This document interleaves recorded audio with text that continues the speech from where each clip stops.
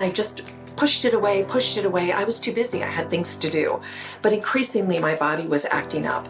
But my soul is the one that finally got my attention, that I literally could not do it anymore. I knew I couldn't perform anymore. I couldn't pretend anymore. And that's when my husband and I crafted a plan. It was like, I'm done.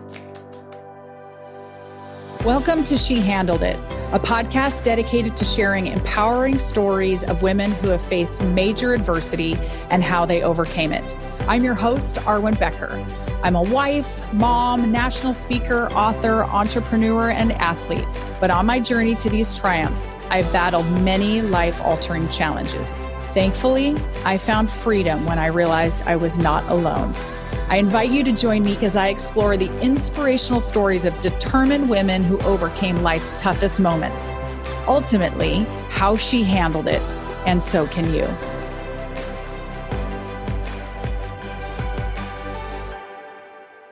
I was thinking about today's topic and I was taken back to a number of years ago where I was sitting at a Jean Juarez. It's a salon here. There's multiple Jean Juarez here in the Seattle area, but I was the one in Bellevue. And I was sitting there in this beautiful room of this spa. I was having this foot soak and I had a cup of market spice tea and it's dark and it smells good. And I was just sitting there in the quiet and I was thinking about this feeling that I had and this sense that for so many years, I put a massage in the place of luxury. It was something you did maybe once or twice a year, Mother's Day, a birthday, but anything more than that for me mentally was too luxurious to pay for $80 or $90 to go do something that just for some reason, I just had a hard time feeling like it was acceptable to do it too often. And so as I was sitting there at that moment, by this point, I had probably about a year under my belt of having a monthly massage. I finally said, I'm going to do this monthly massage thing. I'm going to commit to it. And I couldn't believe how much it meant to me. But yet at that moment, why it mattered is because I thought about the past Arwen, who saw this as such a big deal, like I was wasting money if I was doing something as luxurious as a massage. But yet I finally had this recollection that I didn't go to the doctor. I wasn't on medication. I worked very hard to be healthy. I'm at an ideal weight. I take my vitamins. I exercise every day. I try to watch what I eat. And I thought, well, if I'm not spending $80 a month on different healthcare pieces or having to go to the doctor and pay a copay or have medication, why couldn't I filter that into my own self-care? And so it was really the first time where I recognized that that was just as vitally important as going to a doctor when something isn't going well. And many of us view self-care as this time that would be better spent getting things done. That was very, very much me. But self-care is actually key to personal and professional success. And my guest today knows this all too well. Katie McDonald's process of mastering a high-intensity career came at a huge cost, followed by the responsibilities of motherhood after leaving corporate life. Katie's chronic self-neglect led her to the depths of overwhelm, depression, and illness. By creating the Be Nourished program, Katie has curated proven practices from her personal recovery and decades of study into an executive wellness program that fosters mindfulness, peace of mind, and productivity. A dynamic self-care strategist with clients across the world, Katie helps executives and entrepreneurs get things done without coming undone, while envisioning and achieving the best version of themselves.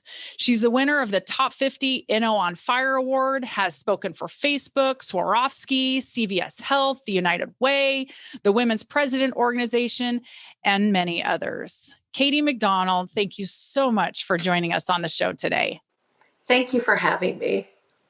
Well, it is such a joy to get to talk to you about self-care care because I know that story that I was telling at the beginning is something you see over and over and over again, that we do not put ourselves as high priority, especially as women, mothers, wives.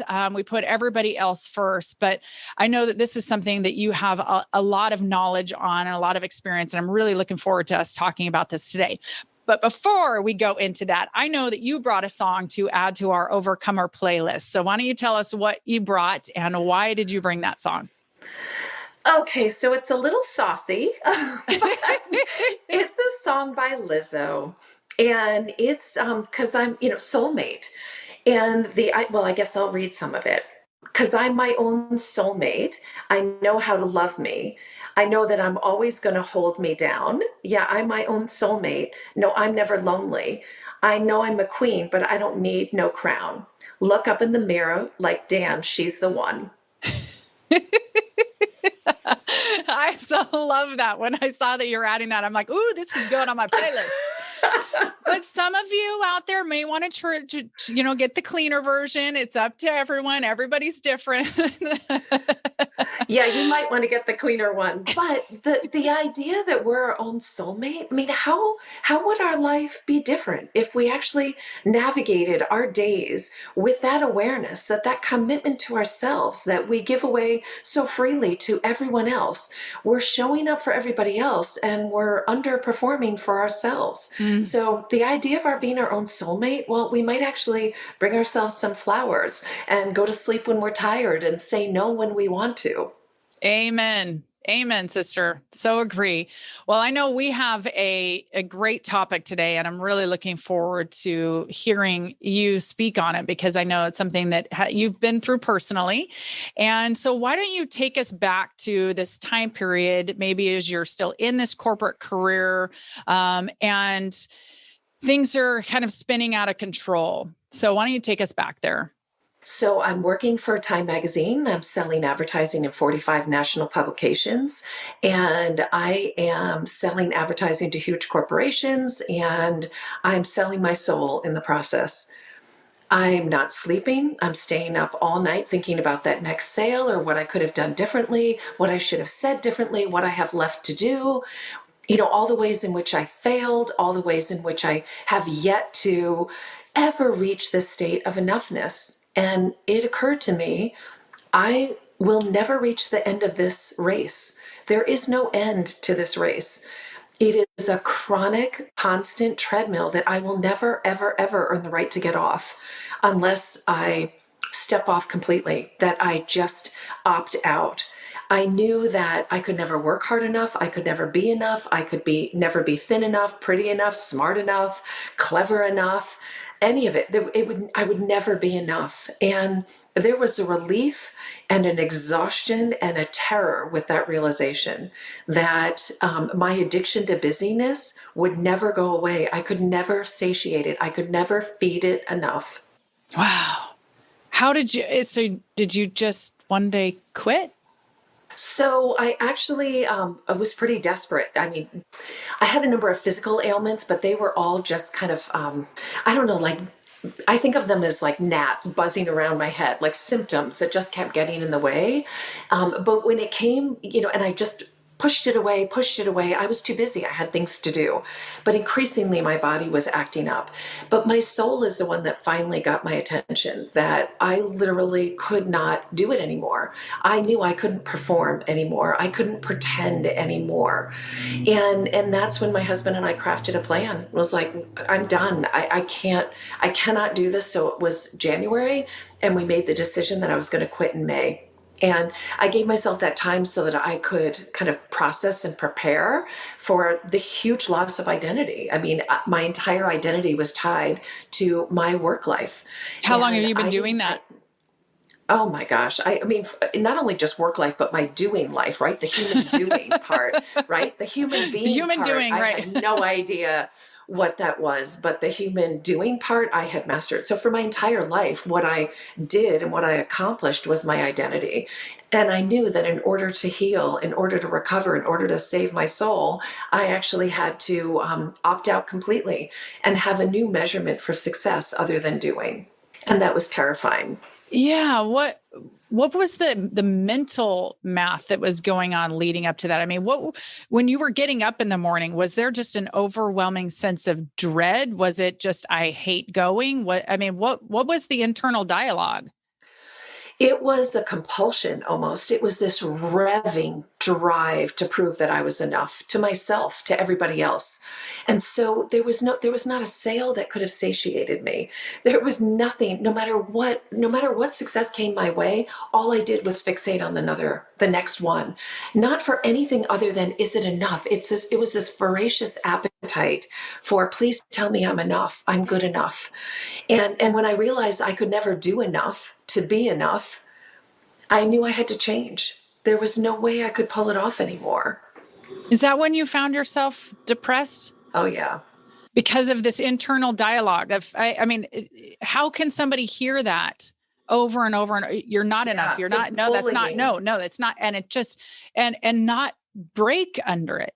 And yet it's coming from the inside. Yeah, so it was relentless bullying. I mean, I really do believe the greatest terrorist is the bully in our mind, right? That tells us we're not enough, that we haven't done enough, that, we fall prey to comparisonitis, all these things that cripple us, when in fact, like, we need to stop listening to ourselves and talk to ourselves more. If I had learned what I know now, right? How to parent myself through those mindsets, right? How to reassure myself, how to nurture myself through those mindsets into a higher state. I couldn't do it. No one had role modeled that. I had never seen that, never observed that. I didn't even know you could. The only way that I thought I was able to be successful is if I beat myself up, because that always created action, right? And if I had a level of self-disgust, then I would be propelled to action to fix it. Wow. And I love nothing more than rising from the ashes, right? I would just implode, and then it was like, okay, let's just and the way I would respond is get stricter and harder and harsher with myself and holding myself to a higher standard over and over again. The problem was I got so much feedback from the world that I was great, right? I got a great paycheck. I was always one of the top salespeople, no matter what market I was in. Like, it was just the world kept saying, this is right, this is good, keep doing it. And then I hit this wall and said, I literally cannot do it. And actually, this sounds so silly now, but I think the turning point was when I actually missed an appointment. And I didn't miss appointments. I didn't show up late. I was always early, was always on time, did everything in advance, everything just so. I actually missed an appointment. And that terrified me because I thought it's all going to come crumbling down. It's all going to fall apart because I forgot an appointment. And I was able to hold it together and I looked like the person that had it all together. I mean, we know these people. We look at them like, what? How do they do it? Well, the fact is there is no I have it all together club, right? But boy, did I make it look like I did. And then when I realized I'm not going to be able to pull this one off, it's going to start to fall apart. That's when I said, Uncle, I can't do it anymore. Did you ever find yourself in the hospital? Did it ever get that bad? No, I had suicidal thoughts. I wrote letters saying I'm out. Like, I was I was a big sister to a girl. I wrote a letter to her. I wrote a letter to my parents, wrote a letter to my husband. I was like, I can't do this anymore. And the only way out is out with a capital O. Wow. And my husband is an amazing man, and he saw the suffering and he held me through it. And it helps, he's a psychiatrist, right? So he has an incredible, professional acumen, but he also had a big heart to see the level of suffering. And he promised me that there was a way out and it didn't have to be that way. Wow. That's great that you have that support. So if you were looking at yourself in another woman who's finding herself at that same point, what would you say to you? What would you say to her? Yeah. You know what the thing is? I see these women all the time. right? And they're the ones that we still think have it all, but I know better now. I know better because it was me, and right, That was me. and I look under the hood. I've been doing, my concierge coaching practice for exactly this person, right? For 12 years. So I look under the hood all the time and I see these perfectly packaged outsides, right? And then we take a little peek under and we realize, oh, they have the messy insides just like the rest of us, right? So what I Held would together say with duct tape and rubber bands. right. And a wing and a prayer. Yeah. And what I would say to her is, you are enough. You are enough. And I see you. I think that's probably most like, I see you. And you don't have to earn the right to be seen. You don't have to earn the right to be. Mm-hmm. Yeah. Yeah. I was it was 2016 when I found myself in the ER, and I was that girl. I mean, just I just thought out of sheer force that I could do it all. And if, somebody else, whether that be my husband or my kids or, people at work weren't doing it. And I was just kind of like this attitude, like, get out of my way. I got this handled. Exactly. Right. And until it was like, God was like, you need to sit down. And that came from, I thought I was having a heart attack. I mean, I literally drove myself to the ER. And when I was walking down the hallway, they were sitting there with the wheelchair. And I was just like this feeling of overwhelm going, oh, this is serious. They weren't like, oh no, they were mad. I even drove myself to the ER. I was going to say, didn't really? know what was you going drive on. yourself to the ER. I mean, that Right. in and of itself. Right? I know. Get out of my way. I'll drive myself. Right. I'll get there eventually. Right. And I just was under such great anxiety from all of those pieces that it was breaking me. I was that woman, the same woman that you were, that just everything on the outside, that even when I was trying to express this to my husband, that I was at this point where I was starting to have these overwhelming feelings of dread, and I was starting to have suicidal thoughts. He couldn't even process that in his mind, because the woman that he always saw was somebody who had it together, who was able to manage these pieces well enough and still, look good in the process. Like, Right. kind of, keep the stuff under the hood. Exactly. But I think that's the problem. Right. Like, we got to tuck our crazy back in. But the fact is, we get punished for being so capable. Right. And I teach my clients over and over again. It's like, your ability to do something does not mean it's yours to do, because we are highly capable. I only work with high achievers. Right. We know how to take care of everybody else, but we don't know how to have our own backs in the same way.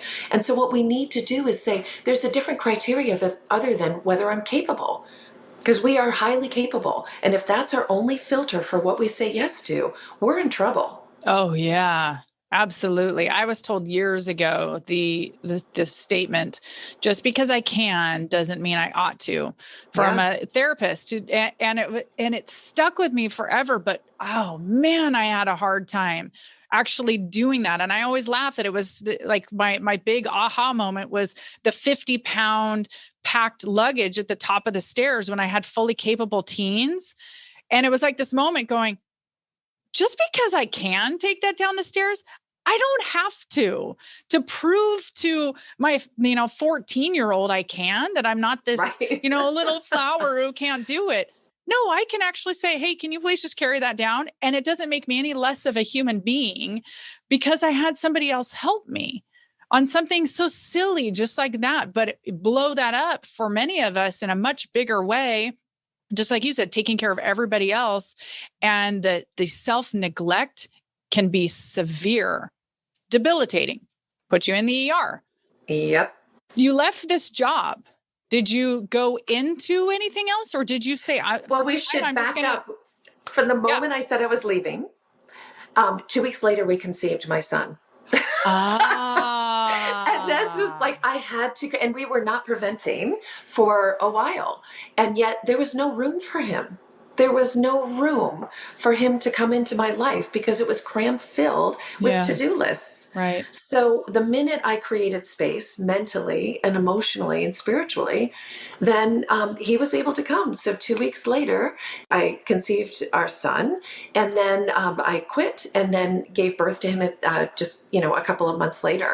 So it really, but, I'd love to say I figured it all out then. I didn't. I took all the intensity that I took to my career and became Uber mom, the obnoxious, perfect, like organic everything. And I love organic everything. That's how I roll. But like everything, that one that just you want to strangle in the schoolyard, just everything just perfect and meticulous and over functioning all the time. I just transferred it right to parenthood. And then my body escalated with the symptoms. I got ulcerative colitis, pneumonia, shingles, asthma, allergies, anxiety. Like it's like my body was like, oh yeah, we're just going to crank this up. What is it going to take, right, to get my attention? And it took me to be physically absolutely debilitated. I thought I had cancer. The lining of my colon was falling out. It was bad. And I actually, for the first time, had to ask for help. I couldn't take my son in his stroller around the block. I couldn't do anything. I needed help. And it took me that. And even now, years later, I mean, he's almost 20 now. Years later, it's a daily practice for me to catch myself and be like, oh, okay, let's remember the being part, right? That I don't have to choose self-care or productivity, that I can leverage self-care so that I can be productive. Wow. And he was how old when you started having these major physical issues? Oh, he was, a year and a half, 2 years, I think. Why do you No, think your body at that point, why do you think that it responded then? Do you think that it had something to do with after having a child? And, why do you think that those things didn't show up prior to the pregnancy? Yeah, it's a good question. I think, whatever reserves I had, I think it was future energy. I really think when we are as depleted as I was, and then I was building a life within me, right, which is beautiful and exhausting and depleting.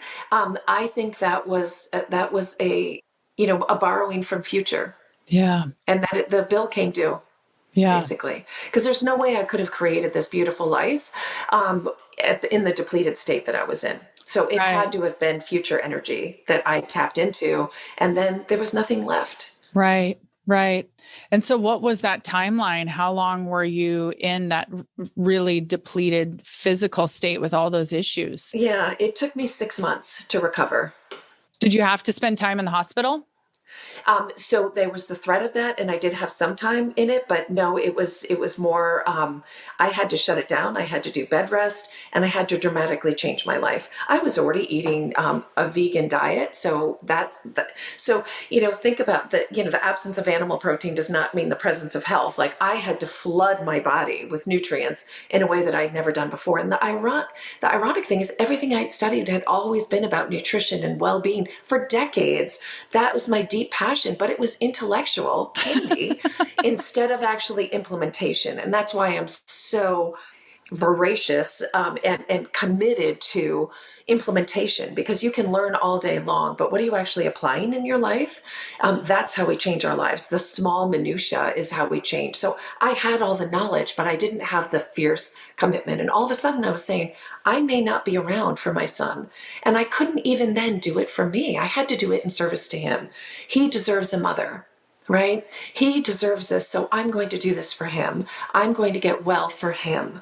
And it's only, all this time of me learning, like, I'm going to do it for me. I'm going to do it because my birthright allows me and makes me responsible for being the highest version of myself. And that requires exceptional self-care. Mm-hmm. And that self-neglect is selfish, because here I was depriving my family, depriving everyone, my community, everything of the best version of me. That's selfish. So we are obligated to show up for the world at vibrating at the best and highest quality that we can, whatever that version is for us. And that's the daily practice of just 1% better than the day before, just 1% doing a little better than the day before in nurturing ourselves with thoughts, with food, with activities that enable us, refine us to be the more elevated version.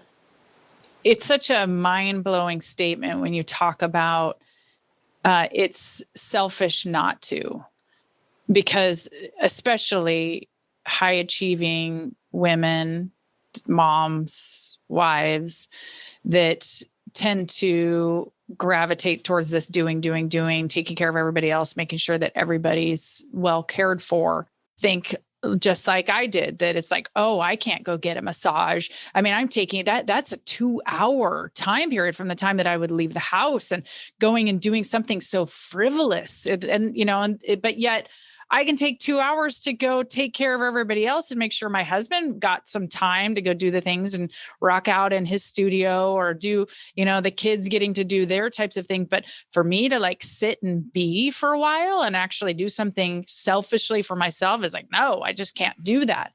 But yet so many of us do this. Yeah, it's repugnant, isn't it? We tell ourselves, right? Yeah. And I think, we have to change that model. It's simply not true. And frankly, as mothers, we're obligated to show that next generation that being a mother doesn't mean neglecting yourself. Yeah. Right? We have to break this cycle that we need to deny ourselves, that in order to be a mother means that we have to have our needs be invisible, that our needs are inconvenient, that our needs take up real estate where other people should occupy. And it's simply a falsehood. It's patriarchy, it's misogyny, it's wrong. And it's actually not a good strategy for contributing more skillfully to the world, to leaving a legacy of intentionality. Like, it's a complete threat to our ability to leave a legacy of which we're proud.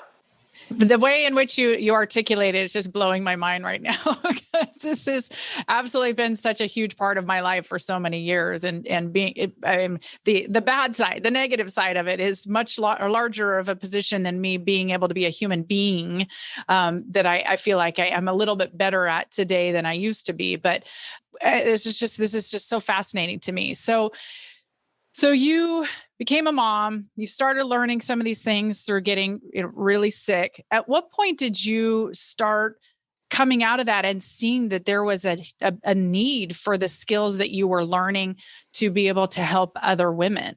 Yeah, no, I love that. I mean, I healed myself within 6 months. And it's because I already had all the knowledge, but I never applied it. So I was like, oh, let me go back to what I know, right? I'm going to go back to Mother Earth, right?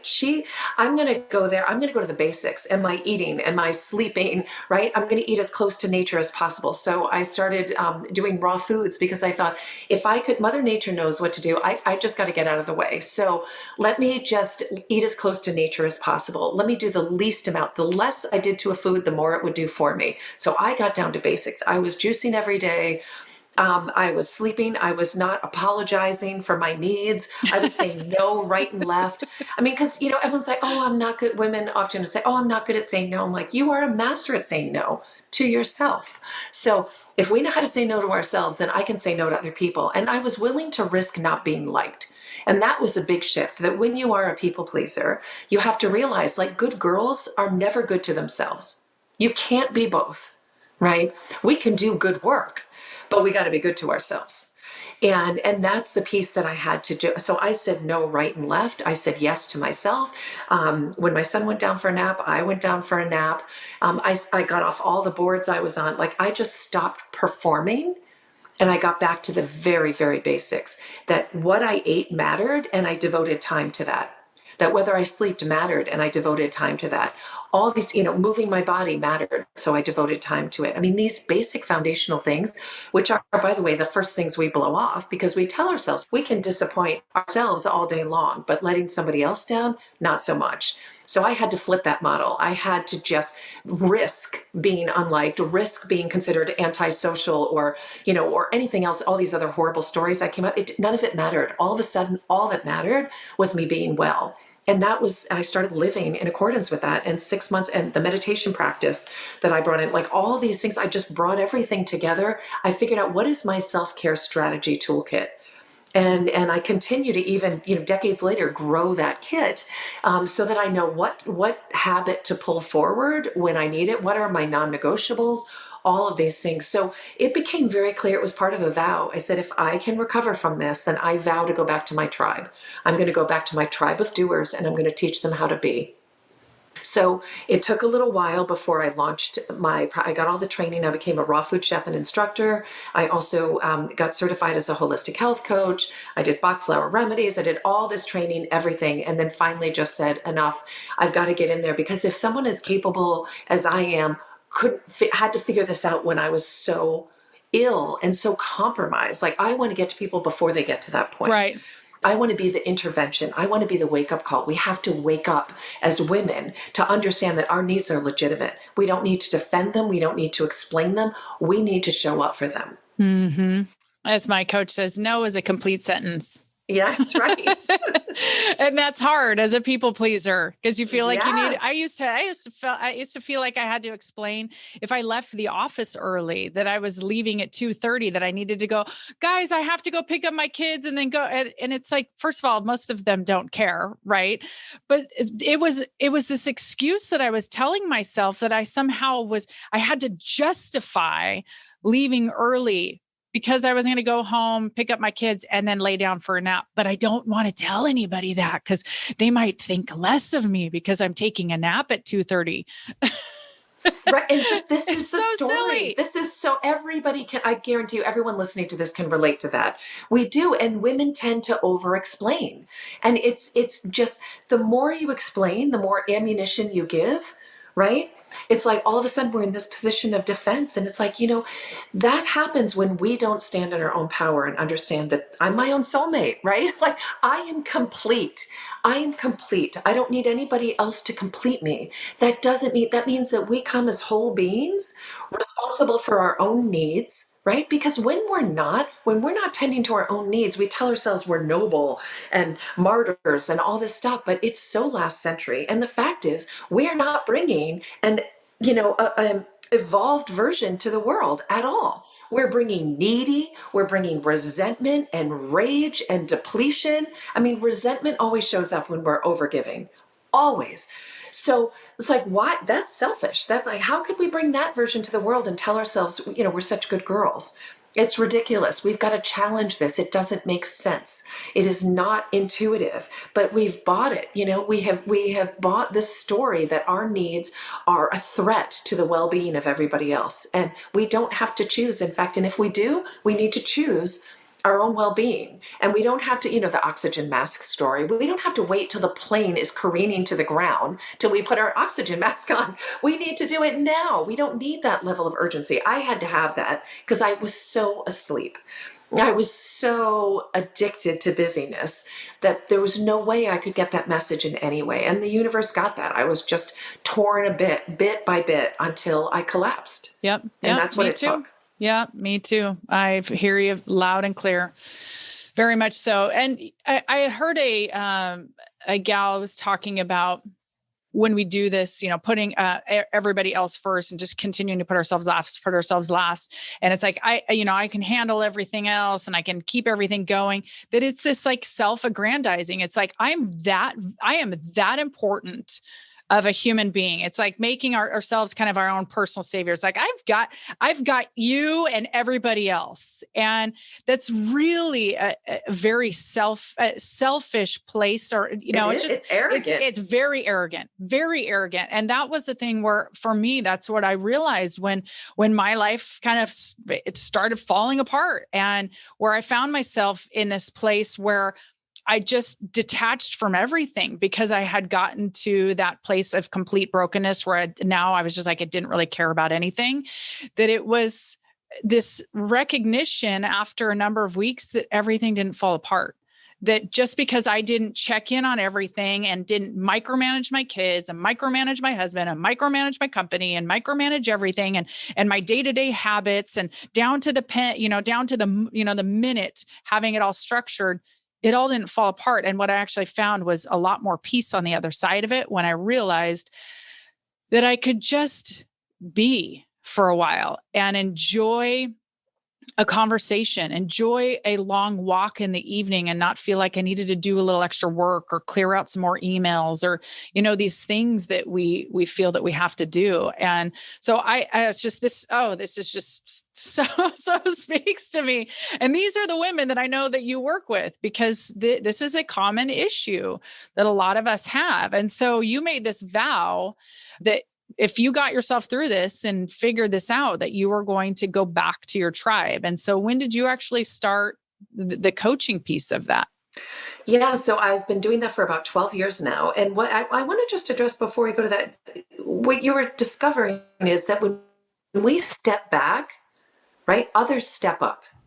So when we step back, it allows other people to rise. So we're not serving them when we're overfunctioning for them and underperforming for ourselves. It is not and we tell ourselves it's in service, right? We're helping. We want to help. It's like, but you know what? The superhero cape starts choking us, right?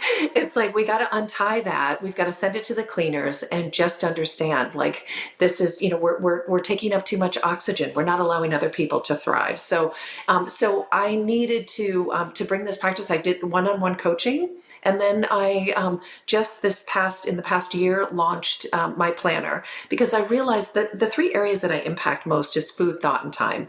Those are the areas where we get stuck most, and it's the area over which we have complete control, but we forfeit and abdicate all the time.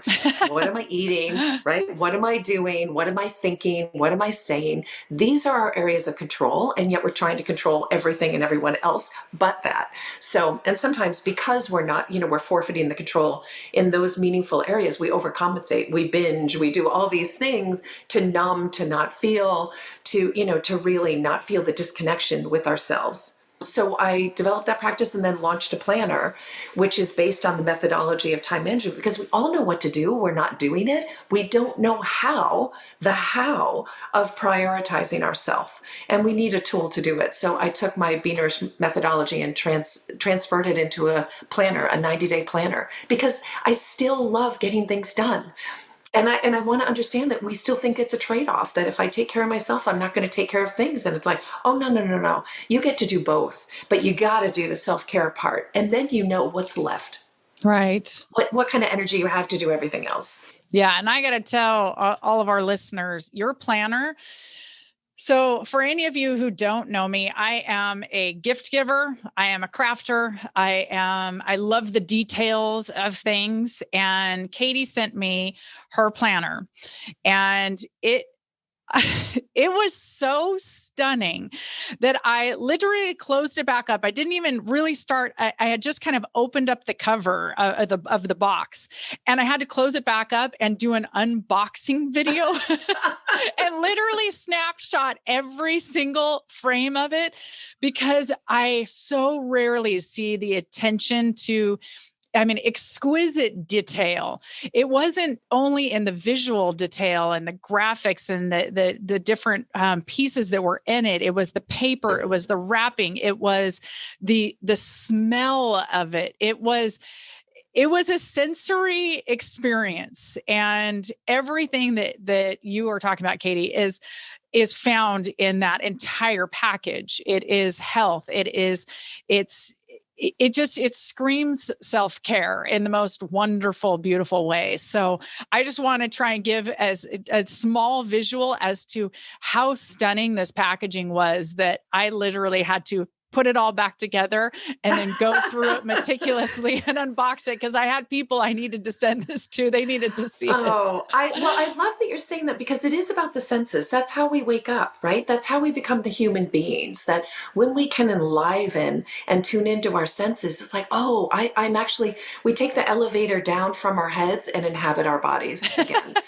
And I'm so glad that you said I needed it to be a tactile experience, because I wanted you to want to relate to yourself, right? A tool of self-accountability, but most importantly, an opportunity to reconnect with ourselves. We have to recalibrate all day long. Remember our commitment to ourselves, because we will automatically, our glance turns outward. And I wanted a tool to be able to turn inward again, to be able to come home to ourselves and then get back into the world, and then come home to ourselves and get back to the world. And each time recalibrating as we need. There was even tea that was like handcrafted and put together, and colored pens. And I was like, I love colored pens. Erasable so you can change your mind. That's right. I was thinking back, it was something we were talking about earlier. I have to imagine, because I certainly had this challenge as well, that when you start to make this shift from serving everyone around you to really looking at a way in which to serve yourself and to be able to get yourself healthy, initially, the feedback you get from the world around you is not positive, because you're changing. You're changing the game. The rules have been changed. So what would you say to a woman who is at this point where she needs to make some significant changes to how she's working with the people around her, but she's going to face some resistance in that space? What would you say to her? Yeah, resistance is your friend. The minute you get resistance, you know you're on the right path. It's like, yes, I'm breaking the cycle. I'm challenging, right? That's how you know, like resistance, lean in. You are disrupting, right? The minute you embrace the permission that you already had by virtue of birth to take care of yourself, you're going to threaten the status quo. The minute you just deviate, people are going to respond. They're going to want to pull you back because they don't know that they have permission to. So it means that we have to do it more than ever, that we have to be bolder and braver than anyone. If we've had this epiphany that we're finally going to show up for ourselves the way we show up for everybody else, finally, we're going to do this. We're going to move in this direction and expect resistance and then delight in it, knowing like, wow, I'm actually creating a movement, not a moment. Mm-hmm. And there may be people in your sphere that it might just be, the season might be coming to an end. Yeah. Because if they have really enjoyed your company because of what you can do for them, and you're no longer doing that for them, you're doing something for yourself, there may be some friendships that need to go. And it's always easier said than done. It doesn't mean that it doesn't hurt. It doesn't mean that it doesn't come with sadness or grief. But bye-bye. Right. Right. I know. We've got to that's back to the soulmate thing. We've got to befriend ourselves. Yeah. And if we could just take a fraction of the energy that we put outward and actually say, could I bring that to myself? Could I actually show what does that mean, right? To befriend myself, to actually invest in the relationship I have with myself. It's a foreign concept. We don't navigate that way. But when we do, we thrive. And when we do, we liberate everybody else to do the same. Yep. Yeah. And then we provide space for other healthier relationships to come in. And I think you and I were talking about that a little bit earlier, that when you do have a relationship that moves out, you've now created space for somebody new that is going to be able to meet you at this place that you're going, not the place that you used to be, that some people want to hold you back at. So when you look back at all that you've learned through this time period and this experience, what would you say are maybe the top 3 things that you've really taken away from it? Number 1 is that I don't need to be rescued. Right? That I'm not a damsel in distress. I'm the only one that can do it. I'm the only one that can save myself, right? And it doesn't mean you don't need other people, but I had to show up for me. I had to be the one. No one else could have done that for me. And I spent a lot of time in a victim state waiting to be rescued. Right. So that's number 1. Number 2, I would say that I don't have to earn my place in the world. That just being in this world is enough. And that it doesn't require this constant churning and burning to justify my spot. And number 3 is that being curious in the relationship that I have with myself, that repairing the relationship that I have with myself is the most important task I could do. That relationship is one I will have for a lifetime, and it is the foundation for any other relationship I will ever have. So it is not selfish, but it is actually an obligation to be curious about myself and then bring a more elevated version into the world, a reflected, intentional version into the world. Mm-hmm. Mm-hmm. Beautifully stated. I was going to ask you one other question before our rapid fire. You support a lot of women, and I know that is very much a part of your heart and making sure that we as collectively are being the best versions that we can of ourselves. What do you feel is there's often so much comparison and just a lot of negative things that often go on between us as women and, often up in our own heads. What does it look like to you when women really, truly come around and they support and encourage one another? What comes out of that when you see that? Yeah, it's a beautiful thing. I mean, I think it's back to what we've been talking about all along is we have to give each other permission, remove the shame that comes with self-care. It's so taboo and perceived as indulgent. But if we could role model it and encourage it in others, right? And I think our biggest obligation is to role model, what's possible, that we leave at 2:00 without explanation. Because it's our life. It's our company often. Like we're running our own companies and we're blathering on trying to justify, or we're mothering all our employees. I see this over and over again. It's like we go, right? We do what we need to do. And we save the drama for the stage. We don't need to create drama. We can remove that from relationships. We can remove that around our self-care and simply do what we need to do. Do it quietly, do it respectfully. And in doing so, again, liberate everybody else. Let them see what a quiet self-leader looks like, right? Yeah. That's what we're talking about. Self-leadership. That's how we support each other. Excellent. So good. All right. So the last 3 rapid fire questions. You ready? Yes, okay. Here we go. Here we go. All right. So best piece of financial wisdom that you've been given. Reserve 10% of your income for your personal and professional growth. Oh, yes. Expand on that a little bit.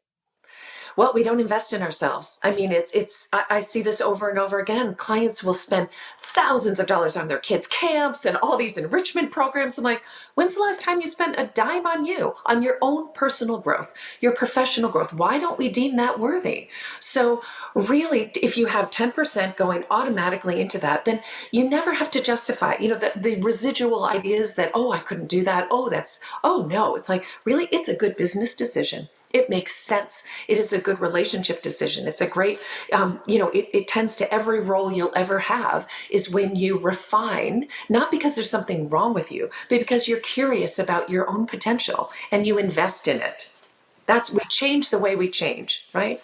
And we have to have money in order for us to be able to do that, to be able to say, I have allotted this money for this purpose, and I don't have to justify it or go through any excuse or process or shame or anything. It's there, it's for me, and it says I matter, and I'm willing to invest in myself. Yep. And making an investment often will give us a little bit more of a kick to do the work when you're paying money for it versus something that you're doing for free. I mean, it just is. It's human nature. This is why people will pay for a personal trainer to come and kick their butt for 60 minutes. Well, because we want to be accountable to them. We can break our promises, but to somebody else, no, we're going to show up. So when we do invest in ourselves, there is a level of accountability. Yeah. Mm-hmm. Yep. Absolutely. What about a book? Favorite book and why? Oh, I have so many books. I would have to say right now I'm reading Joe Dispenza, Breaking the Habit of Being Yourself. And that is really great to be able to look at your personality right now and say, do I choose this again? These are the habits. This is my mental habits. Do I choose this again? And I love the vigilance of just saying like, hey, I see this habit. I've studied myself. I see it and I choose it or I let it go. And it reminds us that we are ever evolving. And it's up to us. We can reinvent ourselves at any moment. Mm-hmm. Right. And then finally, a quote. What's a quote you love? So Jim Rohn says, you take care of you for me, and I'll take care of me for you. Can you repeat that? I like that. Yeah, you take care of you for me, and I'll take care of me for you. Oh, wise. Right? So good. Why is that so foreign? But it is. It's such a wow, you mean when I take care of myself, that's my act of loving you. You love me. My taking care of me is me showing love for you. Wow. Love that. Maybe when we get into relationships, that should be the first vow we tell, tell our partner. Wouldn't that be great? The start of a dating relationship that we just started there. Right. But that we do have this obligation. It's not a luxury. It's an obligation and a birthright and a duty. Suit up, right? Self-care is a duty. Oh, so good. So good. All right. So how can listeners get a hold of you? So give us all the juicy details. Where can we visit? All that kind of good stuff. Well, I'd encourage you to go to benourished.com. It's BNOURISHED, benourished.com. And there, if you sign up for my newsletter, you'll get almost 30 pages of my favorite resources and tools. So it's super fun and all food, thought, time, home, and beauty. So I'd encourage you to do that. And I will not bury you with email content. I want you in the world, not on your screen, but I do curate content for you. And then, of course, on social media. And then I will be launching a digital coaching program in 2022. And then by all means, go on my website and look for the planner. And I'll be extending a 15% discount. And maybe we call the discount Arwen. Is that okay? Ooh, yes. Let's do that. 15% off for any of your listeners to get a planner. And with it comes a digital course to walk you through thoughtful, intentional self-accountability strategies. I cannot tell you enough how amazing this planner is. So please, I'm so glad. Take Katie up on this offer, because it is something that will not only be just an overwhelmingly beautiful, for all your senses as you get it, but having a tool, a 90-day planner, there is something so miraculous that happens in the long-term view of our life when we break it down into 90 days and are able to look at it in small bits. It's amazing where you'll be just a couple of years from now, but often we get too focused on the big picture that we forget. It's the small, consistent details that really make all the difference. So, well, my wonderful friend, thank you so much for joining us today, and your wisdom so blessed me. And I'm so grateful when women take the hurt, the pain, the difficulty they've gone through, and they come out of it. And then they're willing to say, now that I'm out of it, I want to help bring others along so they don't have to feel as much pain maybe as I personally went through. So thank you for sharing that with the world. I really appreciate it. Thank you for the opportunity. I'm so glad to be here. Good. Well, we'll hopefully have you back sometime very, very soon. Anytime. All right. Thank you, my dear. Thanks for spending time with me on the She Handled It podcast. If you enjoyed today's episode, please be sure to subscribe so future interviews are automatically downloaded directly to your device. And if you want access to the show notes, including links to all the resources mentioned, visit lifewitharwen.com/podcast. Thanks again for joining me. Now charge forth, because if she handled it, so can you.